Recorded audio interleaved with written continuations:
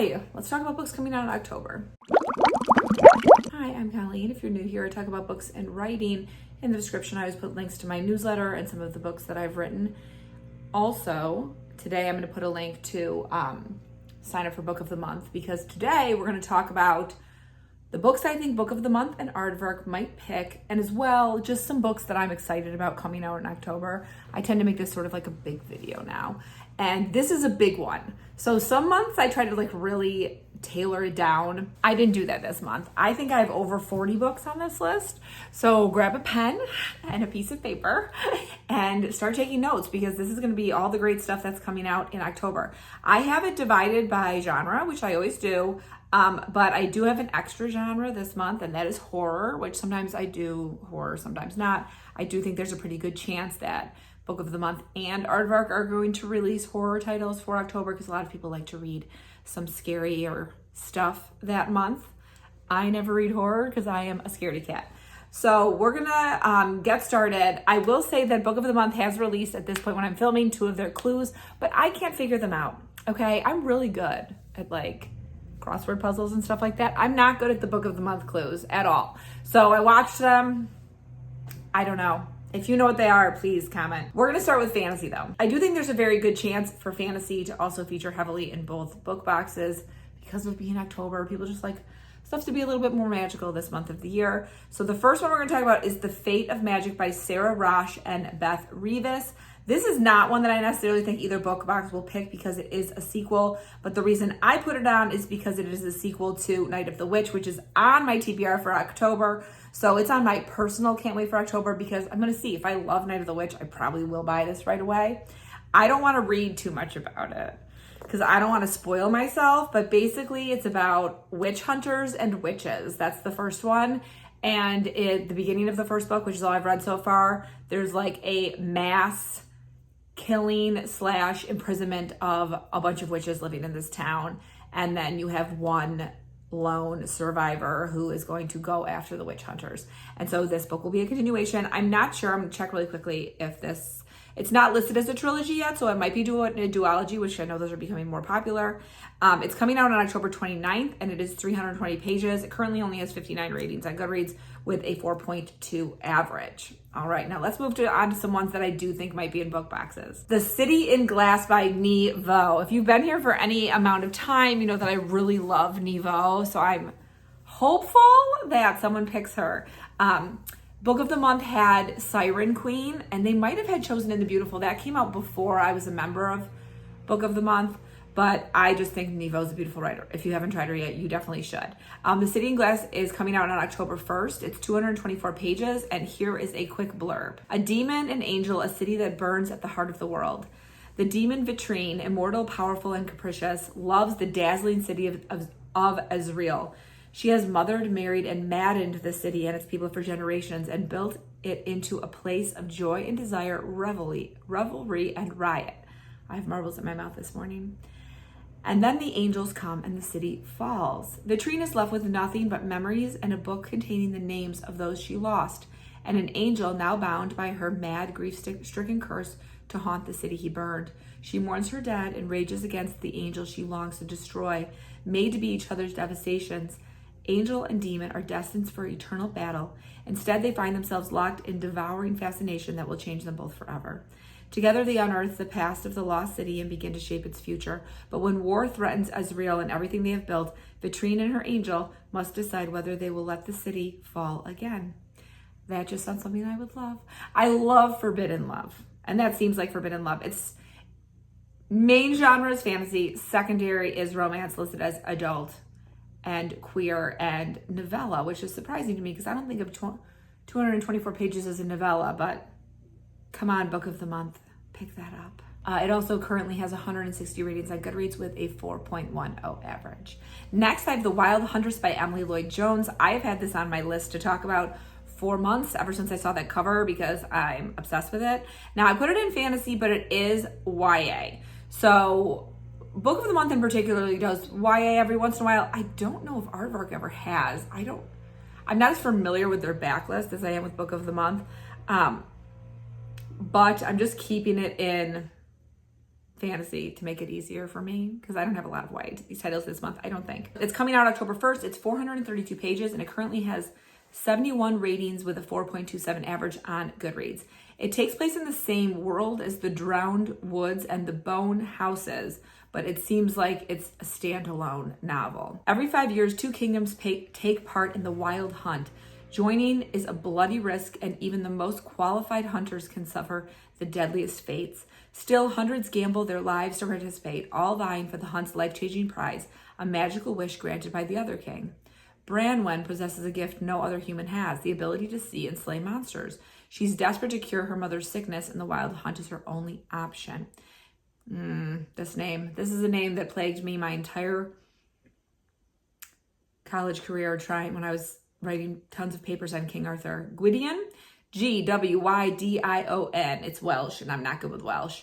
Is the least impressive of his magically talented family, but with his ability to control plants and his sleight of hand, he'll do whatever it takes to keep his cruel older brother from becoming a tyrant. Another Welsh name, Prydi, Pryderi, is prince-born and monster-raised. Deep down, the royal crown doesn't interest him. All he wants to know is where he belongs. If they band together against the monstrous creatures within the woods, they have a chance to win. But then again, nothing is guaranteed when all is fair in love and the hunt. So it's listed as fantasy, YA, romance, and romantasy. So it sounds like a love triangle is going to happen there. What a beautiful cover. That's really what sold me. Hi, it's Editing Colleen on her couch.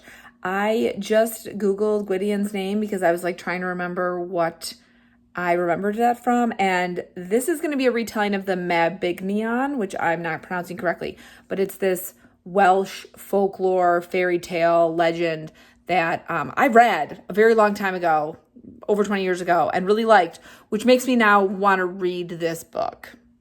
And then lastly for fantasy, I have the Woodsmoke Women's Book of Spells by Rachel Greenlaw.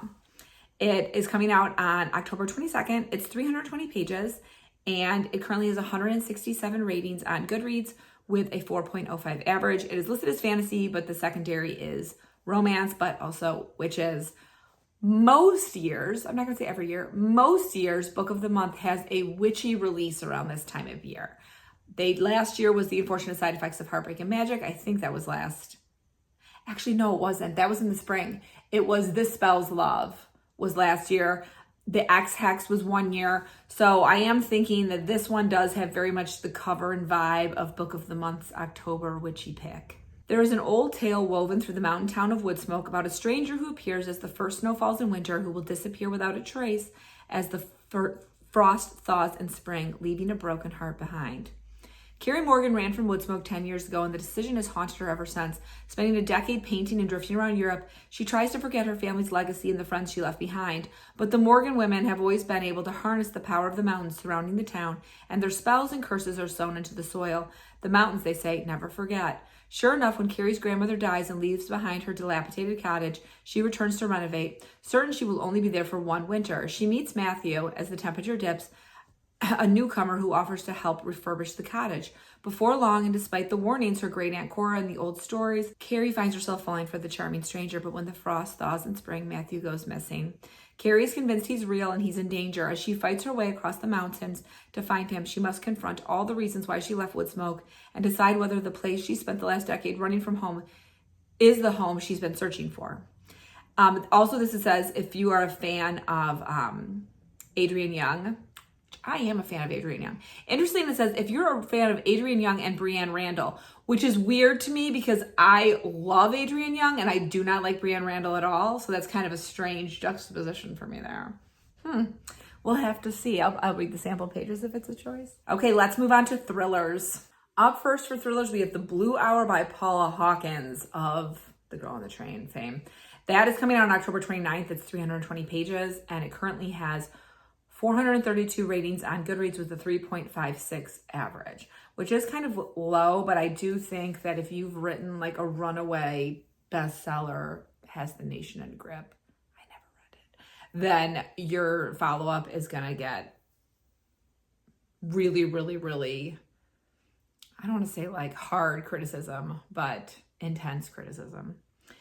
An isolated Scottish island, accessible to the mainland only 12 hours a day, a famous, some might say infamous artist whose notoriously unfaithful husband disappeared after visiting her 20 years ago. a present-day discovery that intimately connects three people and unveils a web of secret and lies. Welcome to Eris, an island with only one house, one inhabitant, one way out, unreachable from the Scottish mainland for 12 hours a day. Once home to Vanessa, a famous artist whose notoriously unfaithful husband disappeared 20 years ago. Now home to Grace, a solitary creature of the tides, content in her own isolation.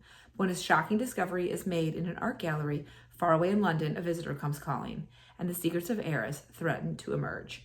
That's like a real undetailed blurb, but I could really see either book of the month or aardvark picking it, mainly because it's Paula Hawkins and it's got a really cool cover. Next for thrillers, I have Society of Lies by Lauren Ling Brown. It's coming out on October 1st. It's 384 pages, and it currently has 697 ratings on Goodreads with a 3.84 average. When a young woman is found dead on her college campus, her sister doesn't believe it was an accident, and her search for answers leads her closer to home than she would have ever imagined. Maya can't wait to return to Princeton for reunions. It's been a decade since she graduated, but she is looking forward to seeing old faces and reminiscing about her college days. And this year is even more special because her little sister Naomi is graduating. But what should have been a dream weekend becomes Maya's worst nightmare when she gets a call no one wants. Naomi is dead. The police are saying it's an accident, but Maya suspects that there's more to the story than they are letting on. As Maya pieces together the months leading up to her sister's death, she starts to realize how much Naomi hid from her. Naomi joined the Sterling Club, the most exclusive social club on campus, the same one Maya belonged to, despite Maya's warnings. And if she had to guess, she'd say Naomi was also tapped for the secret society within it. Ooh, 2 secret societies. The more Maya uncovers, the more terrified she becomes that Naomi's decision to follow in her footsteps might have been what got her killed. Because Maya's time at Princeton wasn't as wonderful as she pretended it was, after all, her sister wasn't the first young woman to turn up dead. Now every clue is leading Maya back to the past and to the secret she's kept all these years. That's always something I really like. It's got I like dark academia thrillers, like college campus thrillers. I think they're really exciting. I love when it's like someone who's not a current student coming back to their alma mater. I think that's really exciting. I've never been to Princeton. My husband really enjoys, whenever we travel, we go look at a bunch of college campuses. He loves to do it. He's gonna love when our kids are picking out where to go to school. But I've never been to Princeton, so I don't know what it looks like in my mind, but I'm sure it's a great setting for a murder. Next up, I have No One Will Know by Rose Carlisle. It's coming out October 1st. It's 352 pages, and it currently has 177 ratings on Goodreads with a 4.01 average. They're the perfect couple. They have the perfect plan. All they need is the perfect victim. Julia and Christopher Highgate have the picture-perfect gobs of money thanks to their lucrative shipping enterprise, an estate on a secluded island, and a baby on the way. When they meet Eve Sylvester, they know she is the exact person they should hire to be their son's nanny. Eve doesn't have any living relatives. She's lost touch with her friends, and her partner is out of the picture. Best of all, she's also expecting a child. Eve thinks she's landed the best possible gig. Previously desperate and penniless, now she'll live like a queen and have a promising future for her daughter. But the job seems too good to be true. Why would the Highgates hire Eve if she has no prior nannying experience? Why must Eve stay out of sight? And what's with the mysterious yachts coming in and out of the Highgates' private marina? It's too late to ask questions though. Eve is already in far too deep to turn back. Another island thriller. I do like a locked island versus a locked house. And I do like the fact that the person I assume we're going to be rooting for has a baby. So she's not going to be able to just cut and run. That sounds like a fun thriller. And lastly for thrillers, I have The Last One at the Wedding by Jason Rekuluk. And it is coming out on October 8th. It's 352 pages, and it currently has 589 ratings on Goodreads with a 3.92 average. Frank Zatowski is shocked when his daughter Maggie calls him for the first time in 3 years. He was convinced their estrangement would become permanent. He's even more surprised when she invites him to her upcoming wedding in New Hampshire. Frank is ecstatic and determined to finally make things right. He arrives to find the wedding is at a private estate, very secluded, very luxurious, very much out of his league. It seems that Maggie failed to mention she's marrying Aidan Gardner, the son of the famous tech billionaire. Feeling desperately out of place, Frank focuses on reconnecting with Maggie and getting to know her new family, but it's difficult. Aidan is withdrawn and evasive. Maggie doesn't seem to have time for him, and he finds the locals are disturbingly hostile to the Gardners. Frank needs to know more about the family his daughter is married into, but if he pushes too hard, he could lose Maggie forever. Oh, I think that sounds pretty good. I wonder if something weird's going on with his daughter. So let's move on to contemporary fiction / lit fic, and we'll start with How Does That Make You Feel, Magda Eklund by Anna Montague. It's coming out on October 22nd. It's 256 pages, and it currently has 71 ratings on Goodreads with a 3.52 average. Most days, Magda is fine. She has her routines. She has her anxious therapy patients who depend on her to cure their bad habits. She has her longtime colleagues whose playful bickering she mediates. She's mourning the recent loss of her best friend, Sarah, but has brokered a tentative truce with Sarah's prickly widower as she helps him sort through the last of Sarah's possessions. She's fine. But in going through Sarah's old journal, Magda discovers her friend's last plans for a road trip they would take together in celebration of Magda's upcoming 70th birthday. So with Sarah's urn in tow, Magda decides to hit the road, crossing the country and encountering a cast of memorable characters, including her sister, from whom she's keeping secrets. Along the way, she stumbles upon a jazz funeral in New Orleans and a hilarious women's retreat in Texas, and meets a woman who challenges her conceptions of herself and the hidden truths about her friendship with Sarah. Okay, so this one is listed as fiction, but it's also listed as queer. So I'm going to just guess that Magda and Sarah were either together or had been together, or maybe had some unrequited feelings going on. That sounded like an interesting road trip story with between friends when one of the friends has already passed away. So that seemed like kind of fun. I just realized that the sun went behind a cloud and now it's super dark in here. Spooky. Next, I have What Does It Feel Like by Sophie Kinsella. It is coming out on October 8th. It's 144 pages, so it is quite thin. It has 586 ratings on Goodreads with a 4.62 average, which is very high. And I know that this is not a memoir, but it has to do, Sophie Kinsella heavily took from her own life experience. Eve is a successful novelist who wakes up one day in a hospital bed with no memory of how she got there. Her husband, never far from her side, explains that she had an operation to remove a large malignant tumor from her brain.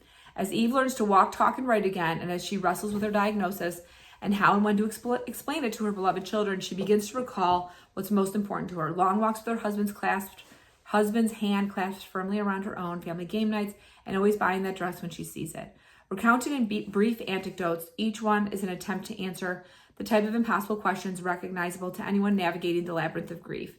This short, extraordinary novel is a celebration of life, and then it goes on. So I know something very similar that's happened to Sophie Kinsella. She was like the queen of the chick lit when I worked at the indie bookstore I worked at. And I don't know how much she's had. She wrote Confessions of a Shopaholic, that's her main one. But I don't know how much stuff she's had come out recently, but she was super, super famous in the early 2000s. And now she's writing about her own experience, which seems kind of scary. Next, on more of a lit fic side, I have The Mighty Red by Louise Erdrich. It's coming out on October 1st, 384 pages. Currently only has 86 ratings on Goodreads with a 4.12 average, but she's won a lot of writing awards, so I always feel like she's a safe bet. History is a Flood, The Mighty Red. In Argus, North Dakota, a collection of people revolve around a fraught wedding. Gary Geist, a terrified young man set to inherit 2 farms, is desperate to marry Kismet Poe, an impulsive, lapsed goth who can't read her future but seems to resolve his. Hugo, a gentle, red-haired, homeschooled giant, is also in love with Kismet. He's determined to steal her and is eager to be a homewrecker. Kismet's mother, Crystal, hauls sugar beets for Gary's families, and on her nightly runs, tunes into the darkness of late-night radio, sees visions of guardian angels, and worries for her future, her daughters, and her own. Human time, deep time, Red River time, the half-life of herbicides and pesticides, and the elegance of time represented in fracking core samples from unimaginable depths is set against the speed of climate change, the depletion of natural resources, and the sudden economic meltdown of 2008-2009. How much does a dress cost? A used car, a package of cinnamon rolls. Can you see the shape of your soul in the ever-changing cloud, your personal salvation in the giant expanse of the sky? These are the questions that people of the Red River Valley of the North wrestle with every day. I read one of her books, and I'm going to forget the title right now, but I'm going to look it up. Love Medicine, maybe? Is that what that's called? Oh yeah, Love Medicine. Her writing style is very poetic, very lit fic. And so I assume that this book will be like that. And from the description, I think that's a fair assumption. And then lastly, for lit fic, contemporary fic, I have This Motherless Land by Nikki May. It's coming out on October 29th. It's 352 pages, and it currently has 235 ratings on Goodreads with a 4.4 average. Quiet Funk is happy in Nigeria. She loves her art teacher mother, her professor father, and even her annoying little brother most of the time. But when tragedy strikes, she's sent to England, a place she only knows from her mother's stories. To her dismay, she finds the much lauded estate dilapidated, the food tasteless, the weather gray. Worse still, her mother's family are cold and distant. Free-spirited Liv has always wanted to break free from her joyless family. She becomes fiercely protective of her little cousin, and her warmth and kindness give Funk a place to heal. The two girls grow into adulthood, the closest of friends, but the choices their mothers made haunt Funk and Liv when a second tragedy occurs and their friendship is torn apart. Against the long shadow of their shared family history, each woman will struggle to chart a path forward separated by country misunderstanding and ambition. Moving between Somerset and Lagos over the course of 2 decades is the story. It talks about identity, culture, race, and love. That sounds like a good generational story if you're someone who really likes, contemporary / somewhat historical books that dive into, how the relationships of our parents affect our relationships of the next generation. I feel like that would be a really good one. Now we're going to do historical fiction, and full disclosure, 2 out of the 4 historical fictions are Gothic. So I could see them maybe not being classified as historical fiction by either Book of the Month or Aardvark. They could be classified as Gothic fiction instead. The first is The Black Hunger by Nicholas Pullen. It comes out October 8th. It's 393 pages. It has 65 ratings on Goodreads with a 3.82 average. John Sackville will soon be dead. Shadows writhe in the corners of his cell as he mourns the death of his secret lover, and the gnawing hunger inside him grows impossible to ignore. He must write his last testament before it's too late. It is a story steeped in history and myth, a journey from the stone circles in Scotland to the barren wilderness of Ukraine, where otherworldly creatures stalk the night, ending in the icy peaks of Tibet and Mongolia, where ancient evil stirs. Just sounds creepy. Ooh. My next historical fiction is not creepy. It's called The Fabled Earth by Kimberly Brock. It's coming out October 1st. It's 400 pages on the dot. Currently has 88 ratings with a 4.31 average. 1932. Cumberland Island off the coast of southern Georgia is a strange place to encounter the opulence of the Gilded Age, but the last vestiges of the famed philanthropic Carnegie family still take up brief seasonal residence in their grand mansions there. Lively young men from some of America's finest families come to experience the area's hunting. A beautiful debutante expecting to be engaged by the week's end, and a promising female artist who believes she has meaningful ties to her wealthy hosts are also there. But when temptations arise and passions flare, an evening of revelry and storytelling goes horribly awry. Lives are both lost and ruined. Then we jump to 1959. Reclusive painter Cleo Woodbine has lived alone for decades on Kingdom Come, a tiny strip of land once occupied by the servants for the great houses on nearby Cumberland. When she is visited by a man who saved her life nearly 30 years earlier, a tempest is unleashed as the stories of the past gather and begin to regain their strength. Frances Flood is a folklorist come to Cumberland Island seeking the source of a legend and also information about her mother, who was among the guests at that long-ago hunting party. Audrey Howell, briefly a newlywed and now newly widowed, is running a local inn. When she develops an eerily double exposure photograph, so there is something creepy in it, she believes she has raised a ghost, someone who hasn't been seen since the fateful night in 1932. This plotline reminds me a little bit of like a Kate Morton book, in which it's a historical fiction, but there's like a mystery in the past that needs to be solved, but it's not really a mystery book. That's what that book reminded me of. Let's do another Gothic one. The Specimen by Yema or Giama? Probably Yema. Jaima. Fiction. It's coming out October 15th. It's 416 pages. It has 40 ratings on Goodreads with a 4.38 average. This cover really screamed Aardvark to me. I'm just putting it out there. I could just see Aardvark having that book. Walk carefully lest you become a part of Dr. Burnett's collection. 1826, Isabel Tate finds herself by chance staring at a tiny human heart floating in a jar. It should be of little consequence. Dr. Burnett is renowned for his collection of oddities and medical specimens, and this, a juvenile heart with a damaged mitral valve, is not the strangest thing on display, except that the condition is rare and that Isabel's young son, who's been missing for months, suffered from this ailment. A pulse beats in Isabel's ears. She knows something here isn't right. Missing persons cases are all too common in Edinburgh, where people simply vanish like the mist. But Dr. Burnett is obsessed with his specimens. How far would he go to acquire a new one? Determined to investigate, Isabel joins his staff as the keeper of his collection. What she'll unearth, though, is far worse than any of her nightmares. Oh my God, this is based on true crimes? Okay, well, I can't read that. But if you like scary, creepy, historical stuff, that sounds like the book for you. And then lastly, I have a historical fantasy, which is called The Witches of El El Paso by Luis Jaramillo.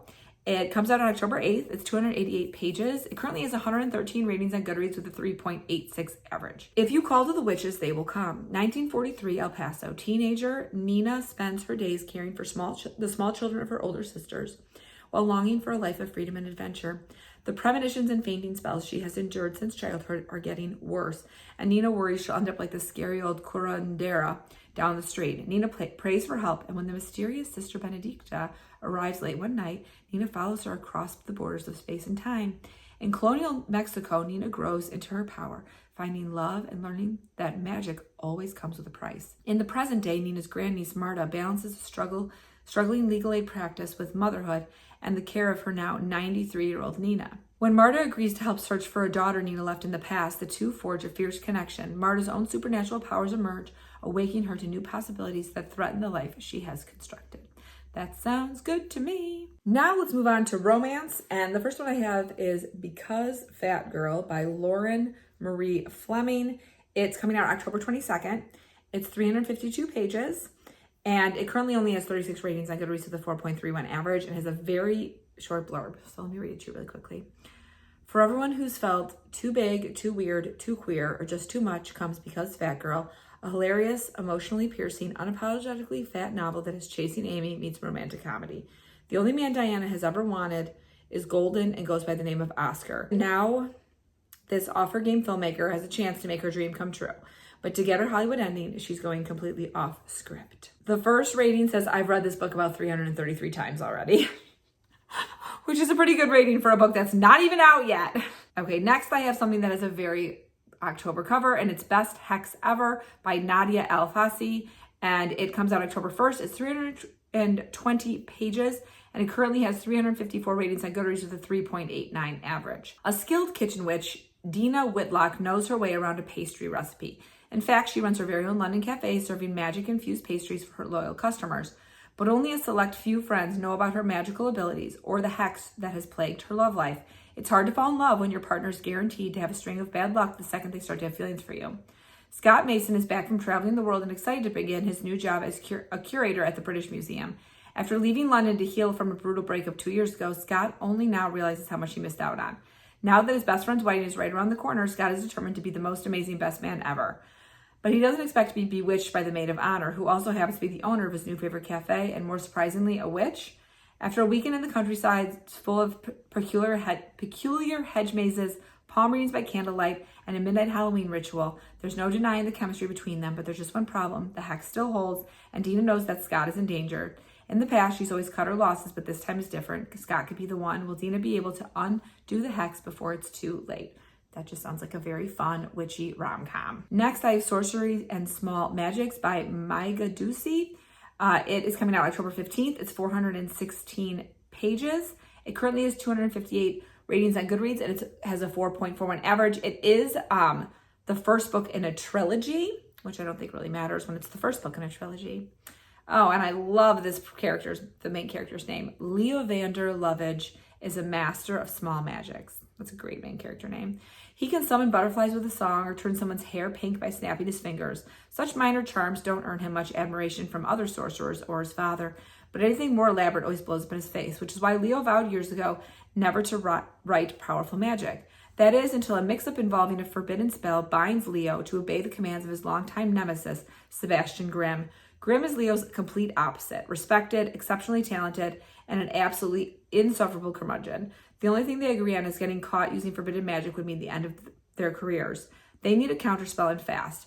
But Grimm casts spells, he doesn't undo them, and Leo doesn't mess with powerful magic. Chasing rumors of a powerful sorcerer with a knack for undoing curses, Leo and Grimm enter the Unquiet Wood, a forest infested with murderous monsters and dangerous outlaws alike. To dissolve the curse, they'll have to uncover the true depths of Leo's magic, set aside their long-standing rivalry, and much their horror work together, even as an odd spark of attraction flares between them. So that sounds very much like a rivals to lovers, witchy romance. Now let's completely change gears and talk about horror. I'm just not a big horror reader, but when I was looking at like all the books coming out this month, there are a lot of horror titles that I feel like are probably going to be picked. So the first horror book I have that honestly, I wish I wasn't such a scaredy cat, because this one like totally speaks to me. It's called The Bog Wife by Kay Chronister. It's coming out October 1st. It's 336 pages. It currently has 139 ratings on Goodreads with a 4.19 average, and it's Appalachian Gothic, which if you're not from America, that's probably the most like folkloric area of the country. Maybe New Orleans and the New England are pretty far up there too. Since time immemorial, the Hadsley family has tended to the cranberry bog. In exchange, the bog sustains them.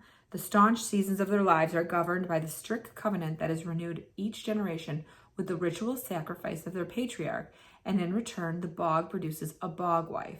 Brought to life from vegetation, this woman is meant to carry on the family line. But when the bog fails or refuses to honor the bargain, the Hadsleys, a group of discordant siblings still grieving the mother who mysteriously disappeared years ago, face an unknown future.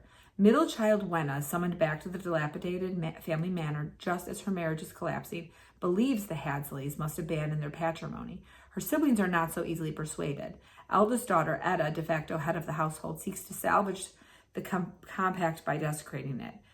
Younger son Percy retreats into the wilderness in a dangerous bid to summon his own bog wife. And as youngest daughter Nora takes desperate measures to keep her warring siblings together, fledgling patriarch Charlie uncovers a disturbing secret that casts doubt over everything the family has ever believed about itself. So that sounds really creepy. But like a bog wife sounds really cool. Next, I have The Book of Witching by C.J. Cook. It's coming out October 8th. It's 384 pages. It has 103 ratings on Goodreads right now with a 4.2 average. Clem gets a call that is every mother's worst nightmare. Her 19-year-old daughter Erin is unconscious in the hospital after a hiking trip with her friends on the remote Orkney Islands that met a horrifying end, leaving her boyfriend dead and her best friend missing. When Erin wakes, she doesn't recognize her mother, and she doesn't answer her to her name, but insists she is someone named Nix. Clem travels to the site of her daughter's accident, determined to find out what happened to her. The answer may lie in a dark secret in the history of the Orkneys, a woman wrongly accused of witchcraft and murdered 4 centuries ago. Clem begins to wonder if Erin's strange behavior is a symptom of a broken mind or the effects of an ancient curse. This also says that it's horror, fantasy, and witches. So if it was just fantasy and witches, I could read it. But again, that sounds too scary for me, but it also sounds really good. And then lastly, for horror, I have Curdle Creek by Yvonne Battle Felton. It's coming out October 15th. It's 304 pages. It currently only has 24 ratings on Goodreads with a 3.58 average. And let's talk about it. Welcome to Curdle Creek, a place just dying to make you feel at home. Osira, a 45-year-old widow, is an obedient follower of the strict conventions and practices of Curdle Creek, an all-black town in rural America stuck in the past and governed by sinister rules and rituals practiced in the name of tradition. Considered blessed, Osira's luck changes when her children run off. She comes second in the running of widows, and her father flees when his name is called in the annual moving on ceremony. Forced to jump into the well in a test of allegiance, Osira finds herself transported back in time, then into another realm where she must answer for crimes committed by Curdle Creek. Exile forces her to make another jump that lands Osira even farther away from home in a rural town in England. Safe as long as she sticks to the rules, she quickly learns there are consequences for every kindness. Will another jump lead Osira anywhere but back home? This one has a very creepy cover, and if you like creepy towns, sounds like a good pick for you. Now I have 3 books that don't fit in any other section, so I'm just going to quickly talk about them very fast. The first is Dinner for Vampires, Life on a Cult TV Show by Bethany Joy Lenz. I don't think this is going to be a pick, but I think I'm going to read it. Bethany Joy Lenz was on One Tree Hill, and I've read Grimoire Girl, which was by, I'm going to forget her name now, Hilary Burton Morgan, who was also on One Tree Hill, and I really liked it. So I was thinking that her book might be fun to read too. It's a memoir about her time as an actor and then also her time when she was in a cult. It's coming out on October 22nd, 320 pages, 147 ratings with a 4.29 average. Seemed like fun.